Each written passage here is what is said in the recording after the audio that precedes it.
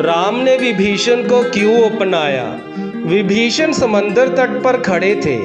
उनके पीछे सोने की लंका थी, सामने धर्म का मार्ग। एक गहरी सांस लेकर उन्होंने आकाश की ओर देखा, फिर अपने 4 विश्वस्त साथियों के साथ उड़ते हुए सीधे उस स्थान की ओर बढ़े जहां समंदर किनारे भगवान राम की विशाल वानर सेना डेरा डाले बैठी थी।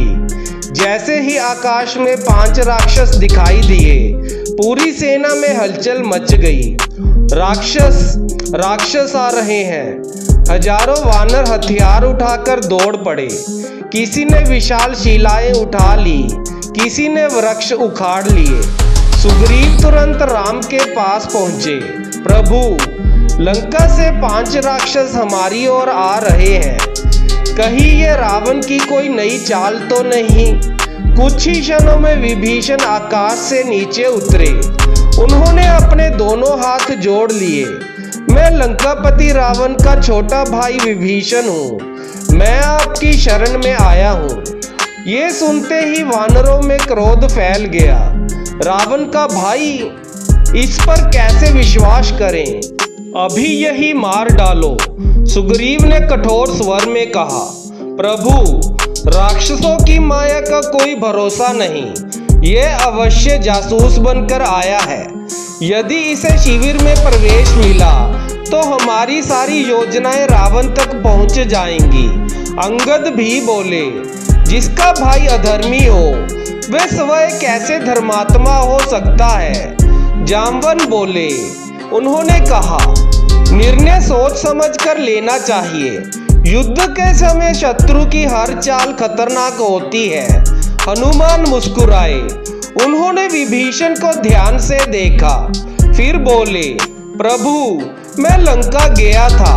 वहां मैंने इस पुरुष को देखा था। जब पूरी लंका अहंकार में डूबी थी, तब यही एक व्यक्ति था जिसने रावण को सीता माता लौटाने की सलाह दी थी। इसकी वाणी में छल नहीं, सत्य था। सुग्रीव ने तुरंत पूछा, हनुमान, क्या एक सलाह देने से कोई विश्वसनीय हो सकता है? हनुमान बोले, नहीं महाराज, लेकिन किसी मनुष्य का चेहरा उसके मन का दर्पण होता है। इसके मुख पर भय है, लालच नहीं। इसकी आंखों में विनम्रता है, कपट नहीं। सभी की दृष्टि अब राम पर थी। राम कुछ क्षण मौन रहे। उन्होंने विभीषण की ओर देखा। विभीषण सिर झुकाए खड़ा था। उन्होंने एक बार भी अपने पक्ष में कोई लंबा तर्क ना दिया, बस इतना कहा, प्रभु, मैंने अपने बड़े भाई को बार बार समझाया कि माता सीता को सम्मान पूर्वक लौटा दे। मैंने धर्म का साथ देने को कहा, पर उसने मुझे अपमानित किया, सभा से निकाल दिया और लात मारकर लंका से बाहर फेंक दिया। अब मेरे पास ना राज्य है, ना परिवार, ना सम्मान। यदि आप मुझे स्वीकार ना करें तो समंदर में कूदकर प्राण त्याग दूंगा। ये सुनकर भी सुग्रीव नहीं पिघले। उन्होंने कहा, प्रभु, ये तो सबसे बड़ा छल है, दया मांगकर विश्वास जीतना। तभी राम उठे। उन्होंने सभी की ओर देखा, फिर धीरे धीरे बोले, यदि कोई भयभीत होकर, पछताकर या सत्य की खोज में मेरी शरण में आए और मैं उसे ठुकरा दूं, तो फिर मेरे धर्म का क्या अर्थ? पूरा शिविर शांत हो गया। राम आगे बोले, शरणागत की रक्षा करना मेरा व्रत है। यदि स्वयं रावण भी आज सीता माता को सम्मान पूर्वक लौटाकर मेरी शरण में आ जाए तो मैं उसे भी क्षमा कर दूंगा। ये सुनते ही सभी स्तब्ध रह गए। सुग्रीव ने पूछा, लेकिन प्रभु, यदि विभीषण विश्वासघात करे तो? राम मुस्कुराए। जो अपने धर्म के लिए अपने ही भाई का विरोध कर सकता है, वे विश्वासघात नहीं, सत्य का साथ दे रहा है। और यदि मैं किसी निर्दोष पर केवल उसके कुल के कारण संदेह करूं, तो अधर्म मैं करूंगा, वे नहीं। राम स्वयं आगे बढ़े। उन्होंने विभीषण के पास पहुंचकर कहा, विभीषण सिर उठाओ। विभीषण की आंखों से आंसू बह रहे थे। उन्होंने कांपती आवाज में कहा, प्रभु क्या आप सचमुच मुझे स्वीकार करते हैं? राम ने बिना एक क्षण गवाए उन्हें अपने हृदय से लगा लिया। वानर सेना ये दृश्य देखकर स्तब्ध रह गई। जिस व्यक्ति को कुछ क्षण पहले सब शत्रु समझ रहे थे, वही अब राम के आलिंगन में था। राम बोले, आज से तुम अकेले नहीं हो, आज से तुम हमारे अपने हो। विभीषण रो पड़े। उन्होंने कहा, प्रभु मेरे पास देने के लिए कुछ नहीं। राम मुस्कुराए। जो अपना अहंकार छोड़कर आता है, वे सबसे बड़ा उपहार लेकर आता है। इसके बाद विभीषण ने लंका की पूरी जानकारी दी। उन्होंने बताया कि समंदर कैसे पार किया जा सकता है, रावण की सेना कितनी विशाल है, कौन कौन से योद्धा सबसे शक्तिशाली हैं और किन बातों से सावधान रहना होगा। लेकिन सबसे महत्वपूर्ण बात अभी बाकी थी। राम ने समंदर की ओर देखते हुए कहा, विभीषण तुम्हें क्या लगता है इस युद्ध का अंत किसके राज्य अभिषेक से होगा? विभीषण चौंक गए। प्रभु ये प्रश्न मुझसे? राम ने मुस्कुराकर कहा, हाँ। विभीषण ने सिर झुका लिया।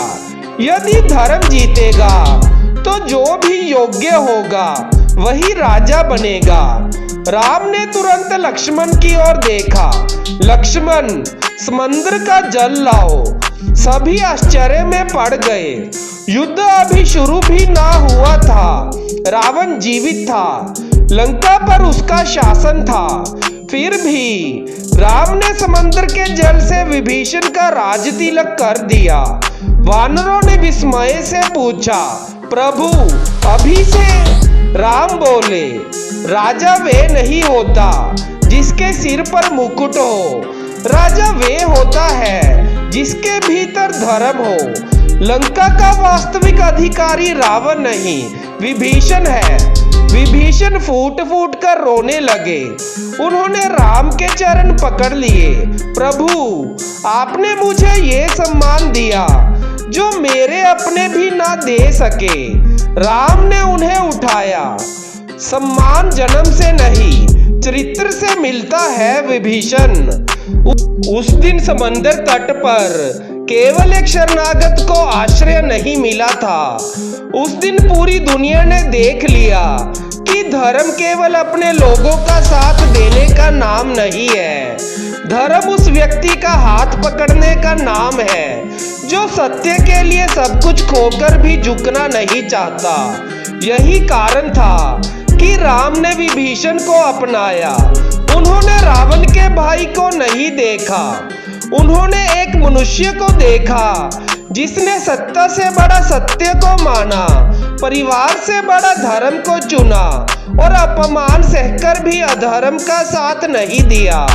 इसलिए इतिहास में विभीषण गद्दार नहीं, धर्म का पक्ष चुनने वाले पुरुष के रूप में स्मरण किए जाते हैं। और राम वे इसलिए मर्यादा पुरुषोत्तम कहलाए क्योंकि उन्होंने किसी का मूल्य उसके कुल, जाति, परिवार या संबंध से नहीं, बल्कि उसके चरित्र और उसके कर्म से आका।